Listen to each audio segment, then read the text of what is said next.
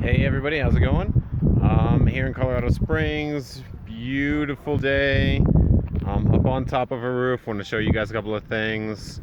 Don't know if you can see behind me some of the other houses.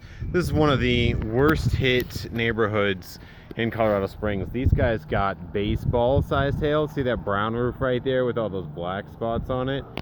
Yeah, that's terrible. See that house right there? With all the holes in the siding? That's terrible too. That's what can happen from hail. I'm gonna show you this roof that I'm on right now. This is what hail looks like. Don't know if we can see it.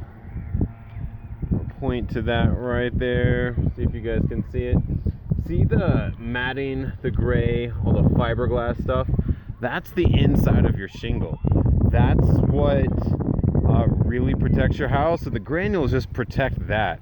So any kind of granule damage, it doesn't need to be this bad, believe me.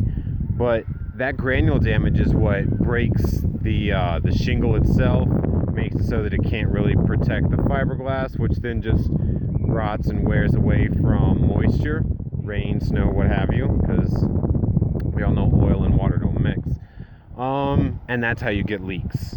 So that's why it's so important, anytime there's a hailstorm, call a roofer, call a contractor, have them come out and look, because I mean, this was baseball-sized hail. Some of it was probably softball-sized, but even smaller hail will cause little granules to be knocked off, and over time, over a few years, it'll fester to look like this. But insurance companies only give you 6 months to a year to file that claim. You don't have years to wait until it festers.